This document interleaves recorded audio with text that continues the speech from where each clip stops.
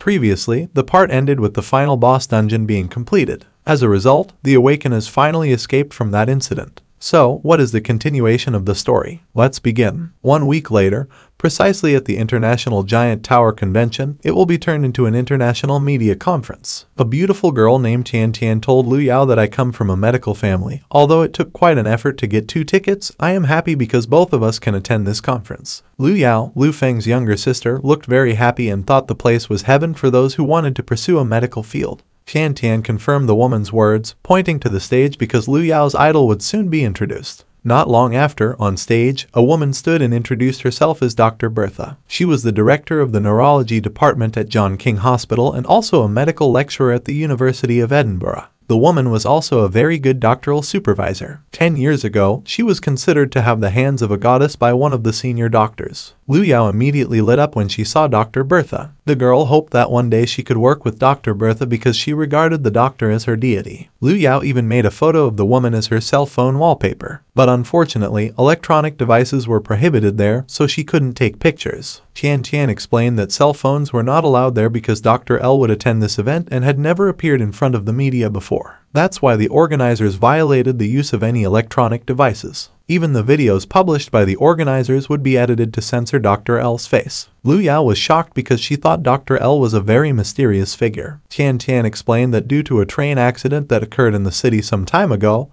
hundreds of people were severely injured. With the help of AI, Dr. L managed to operate on 74 students at once who were severely injured. If it weren't for that, no one would know his whereabouts. The man had just emerged in the medical world but only agreed to perform complex surgeries. And within a short time, Dr. L was hailed as a godlike figure. But it is said that his main profession is not as a doctor. Tian Tian was very fascinated imagining the mysterious figure. Hearing the story from her friend made Lu Yao excited to pursue the field of medicine even more so that she could achieve even a fraction of Dr. L's greatness. But Tian Tian reminded the girl sitting in the wheelchair that pursuing medical knowledge requires a lot of money. And your brother rarely gets any money. He doesn't even have a decent job. So how could Lu Feng help his sister finance her dream of becoming a doctor? Lu Yao quickly replied that her brother had worked very hard. Tian Tian knew that the young man had also worked hard, but the income as a part-time worker was not much. Why doesn't Lu Feng work as security at my family's hospital? That would be a stable job and would be paid with another salary. Lu Yao looked hesitant upon hearing the woman's offer, but she would discuss it with her brother first. Just then, Lu Feng suddenly appeared behind them and asked what they wanted to talk about with the woman.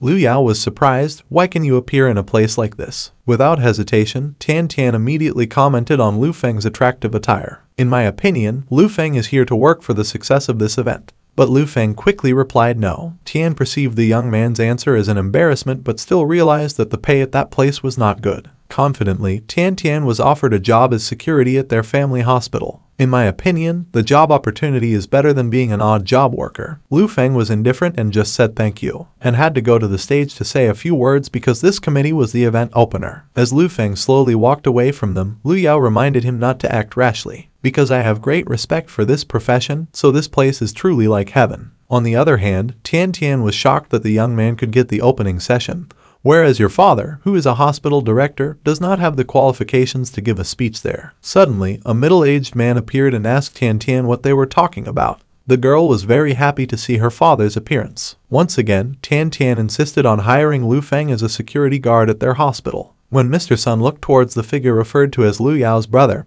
he immediately fell to his knees, crying tears of joy because he could finally meet the figure referred to as Dr. L. Everyone around them was shocked to see Mr. Sun's behavior, but the hospital director didn't care and continued to express admiration. Because if it weren't for the young man in front of me willing to take on the task and operate on brain tumor cases for one of the higher military authorities, my medical group would truly be finished. But the young man immediately left after the surgery without saying anything, even though the director wanted to sincerely thank him in person. Tian Tian and Lu Yao were very shocked that Lu Feng turned out to be the viral and amazing doctor. Albeit calmly, the young man explained that I am only interested in such abnormal medical cases, so it doesn't matter to me whether the Sun family is in danger or anything. So the director doesn't need to thank him in that way. Moreover, the director had already paid the surgery fees as I wanted. He believed that the Sun family didn't owe him anything. Even Dr. Berta approached Lu Feng with a cheerful face. Honestly, the female doctor said that Lu Feng was her idol, asking the young doctor to accept her as a disciple. Dr. Berta even recorded all the surgeries performed by Lu Feng.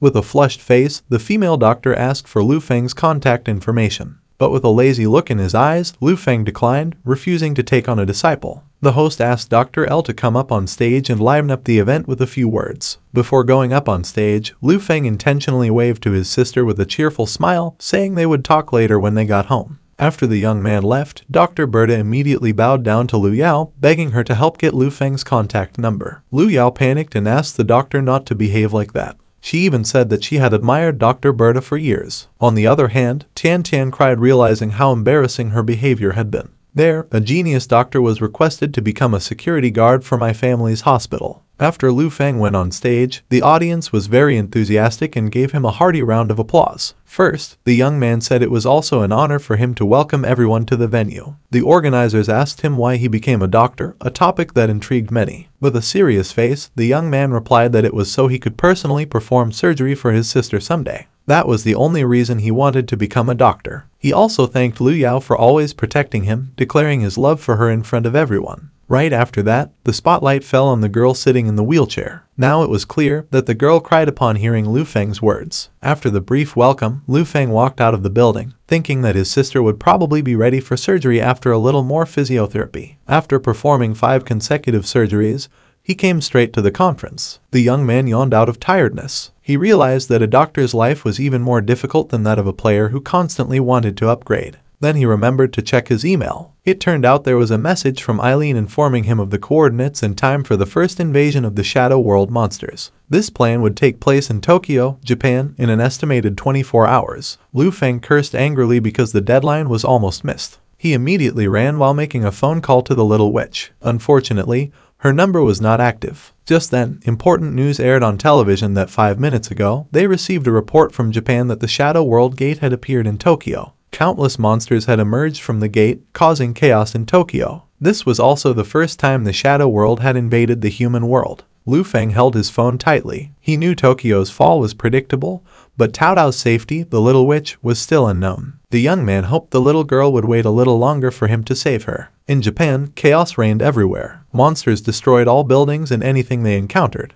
A reporter reported from the scene that the TV signal had been lost, so they broadcasted live from their phones even though the reporter was honestly very scared and worried about surviving much longer. Flying monsters took the bullet train and flew very high. As they watched the monsters up close, the reporter reported that Tokyo, as the first city to suffer from the reaction of the Shadow World, was almost directly destroyed. Based on information from the Hell-level Shadow World, the monsters also came from the Ghost Realm. They panicked realizing legendary monsters were rampaging there, one of which was a multi-headed dragon monster called Yamada no Arachi. There was also a Tengu monster appearing in the Jinza sky, and the Yukiana monster managed to freeze the streets. The journalist reported that automated forces from around the world were rushing to Tokyo. The top forces were already engaged in a fierce battle against the yokai monsters. But with a frightened face, the reporter asked if they could save the Earth from this disaster. The current inhabitants of Tokyo were fleeing in desperation. Unbeknownst to them, a monster that could smell human scent emerged from the river behind them. The citizens who saw the Kappa monster panicked and told everyone to run. Several monsters emerged from the water. Although they were half turtles, their movements were very fast. The monsters immediately caught the nearest humans and devoured them as a meal. The people there tried to escape in droves, as did the reporter and cameraman. A cameraman tried to save himself by entering a train carriage,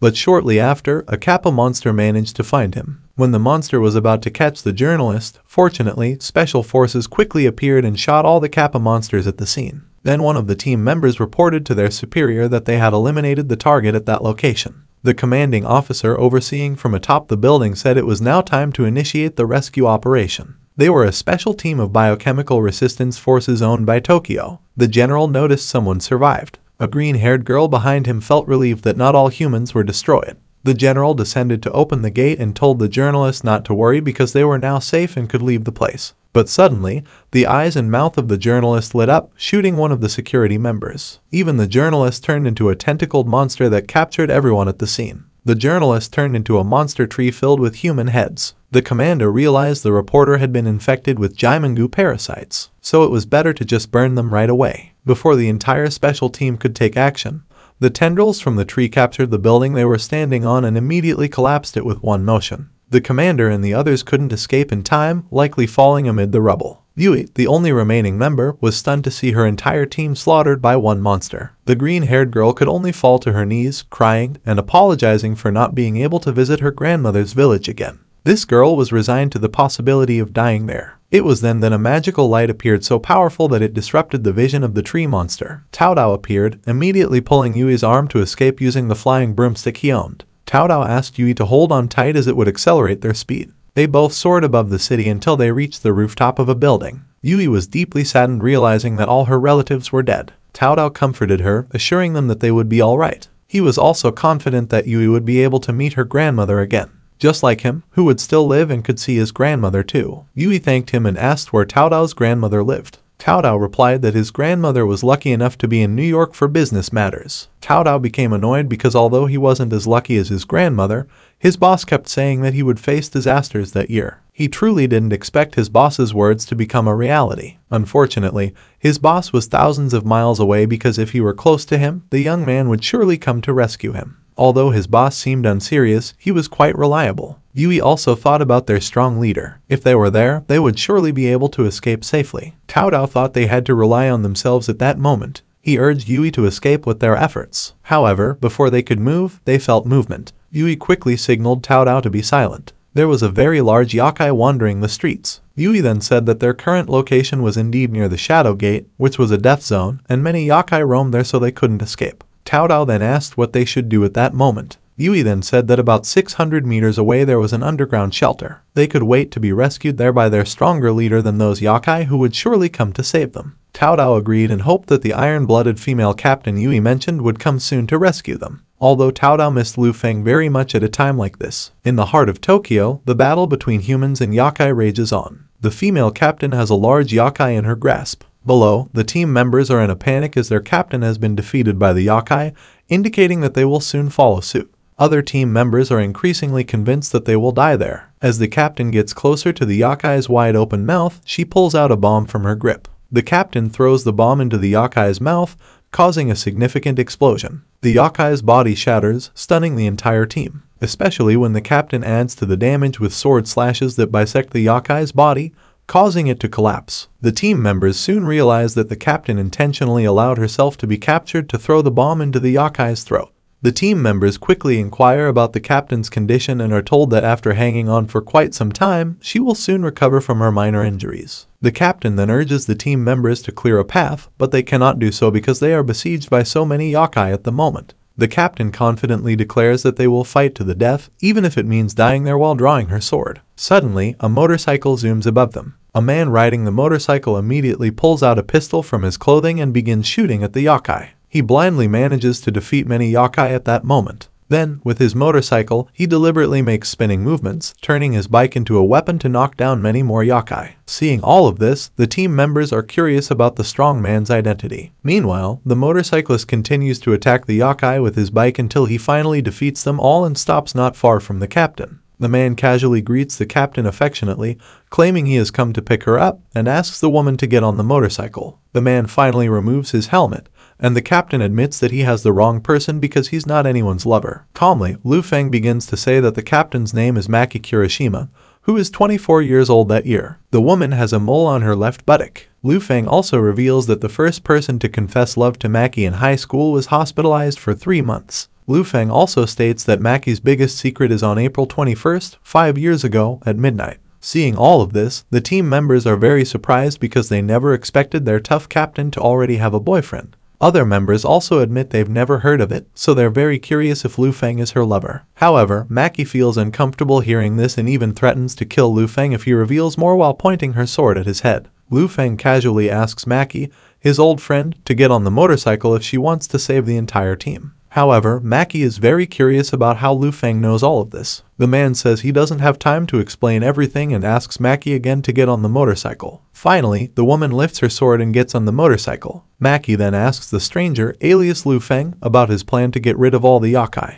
Lu Feng, wearing his helmet and starting his motorcycle, assures her that he has his way. Lu Feng rides his motorcycle at full speed, drawing the attention of the yokai. This automatically diverts the yokai's attention, and they now chase Lu Feng's motorcycle. Once all the yokai are behind his motorcycle, the man quickly presses a button on his handlebar, emitting a blue light to defeat them all. Lu Feng then says that was his plan to save Maki's team, who are now safe. Maki never expected Lu Feng to be even stronger than previously thought, but still feels like she's never met him before, so how could he know so much about her? Lu Feng replies that they have fought together many times, risking their lives in the Obsidian Ruins. That's where Maki told him a lot about herself. However, Maki feels that Lu Feng is lying because she never met him in the Obsidian Ruins. Lu Feng realizes that it will be difficult to explain, but can only say that they are both comrades in many parallel worlds. Lu Feng even asks if he should reveal more secrets, one of them about Maki's ears. However, the woman quickly asks him to stop right there. Lu Feng then reveals that he knows Maki is a warrior who always repays others' kindness. So, because he had previously saved Maki's team, he now needs Maki's help to find someone at that moment.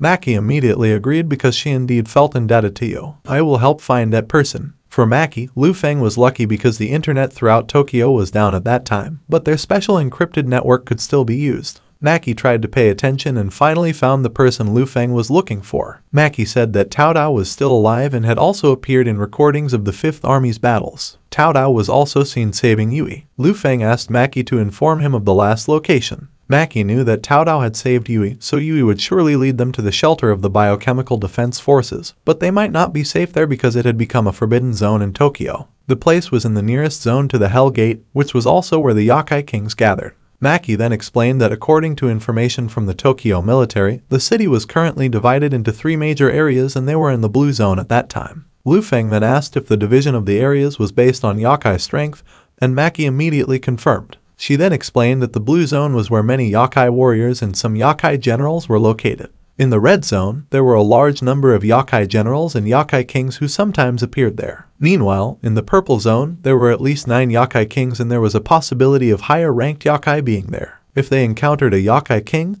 their only option would be to run. If a myth-level Yokai appeared, Tokyo would be destroyed in seconds. However, Lu Feng still felt they had to cross the red zone or death zone to get to the purple zone or hell zone. Maki immediately understood and quickly made a route at that time. However, on their journey, they unexpectedly encountered a zombie warrior Yokai general following them. Maki panicked because the 2 Yokai were behind them. Lu Feng felt the need to speed up to leave them behind, so he asked Maki to hold on tight. The 2 Yokai continued to chase Lu Feng's vehicle, and with their strength, they tried to attack the man's motorcycle. Lu Feng didn't expect the Yokai to know how to cooperate, which he found intriguing. The 2 Yokai continued to follow Lu Feng and Maki panicked when she saw a dead end ahead. Lu Feng, seeing only tall buildings there, asked Maki to hold on tight. He then rode the motorcycle up the building, but the Yokai were still able to chase them. Lu Feng then suggested to Maki to divide the tasks. The woman immediately agreed and admitted she would deal with the Yokai by jumping off the motorcycle. Lu Feng used a tool resembling a steel rope that came out from the back of his motorcycle to immediately catch Maki's body. Lu Feng was slightly panicked and felt Maki was too reckless. However, she trusted Lu Feng. With the motorcycle still running and Maki's body tied, the woman attacked the Yokai with a sword in her hand.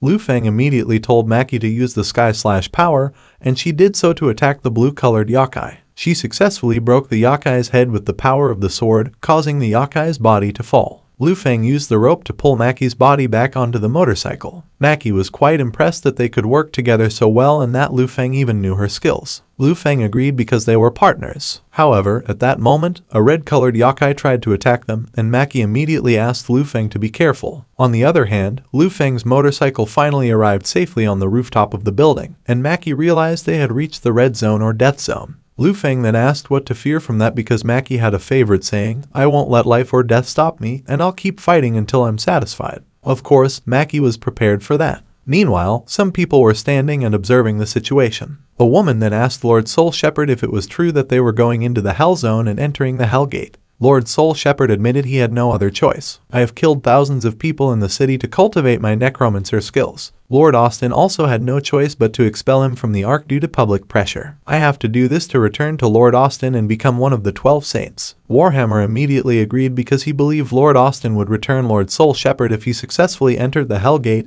and obtained the myth-ranked Yokai corpse there, as well as cultivating myth-ranked undead from it. Lord Soul Shepherd confidently said he wouldn't make Lord Austin wait too long. But before that, he asked Warhammer to defeat the remaining red Yokai. Warhammer gladly accepted and immediately went down to face the Yokai. The Yokai was surprised but started aiming his sword. Meanwhile, Warhammer wielded a giant hammer, which was my strongest weapon. They began to fight fiercely until Warhammer finally defeated the yokai. Seeing this, the woman became angry because Lord Soul Shepherd wouldn't be able to use a corpse that was more than 50% damaged. Warhammer could only apologize for being too enthusiastic. But on the other hand, Lord Soul Shepherd saw another yokai corpse that could be used. He used the staff to resurrect the yokai to become his slave. The yokai was possessed by the power of Lord Soul Shepherd's soul, which then enabled its resurrection. Warhammer praised Lord Soul Shepherd for truly living up to his name as an irregular awakener who only appears once out of 100,000 awakeners. Upon awakening, Lord Soul Shepherd immediately possessed a special soul skill called Shepherd's Soul, which to develop, he must destroy 3 cities, a task not easily accomplished.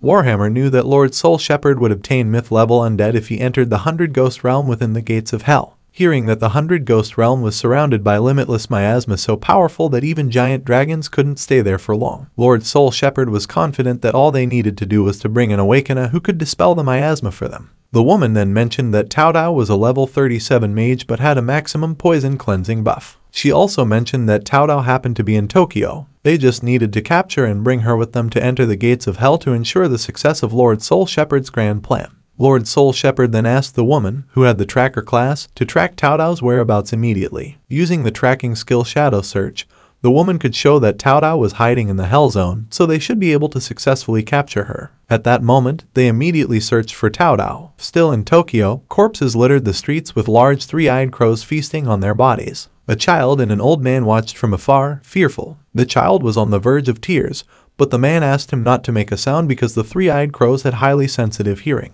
The man then said that the child's parents might be in the nearest shelter, and he was the security guard at the condominium. He promised to safely escort the child to his parents' location. The child continued to cry, and the man could only cover his mouth with his hand. Meanwhile, on the other side, military troops could only run from the pursuit of the 3-eyed crows. Soldiers were falling, quickly becoming prey to the crows swarming them. As the old man and the child peeked out, unfortunately, a crow spotted them. The old man panicked as they were discovered and immediately urged the child to flee. As they ran, the child stumbled, causing him to fall. Seeing the child, the crows prepared to attack them. Although hesitant at first, the old man finally tried to protect the child, fending off the 3-eyed crows and urging the child to escape without looking back. The crows began to attack the old man, and some continued to chase the child. However, Mackie suddenly appeared and attacked the crows. Lu Feng behind the helmet informed the old man about the nearest shelter, assuring him they would be safe there. However, the child became even more frightened when he saw the increasing number of 3-eyed crows in the sky. The old man also panicked as their previous commotion had drawn the attention of the flock. Lu Feng reassured the man and escorted the child to safety while they would handle the issue of the 3-eyed crows. Lu Feng immediately rode off on his motorcycle with Mackie. This diverted the attention of the flock, who began to focus on pursuing them. Then, Lu Feng pressed a button on the motorcycle, causing a series of fiery explosions in the sky. Mackie praised the terrifying motorbike.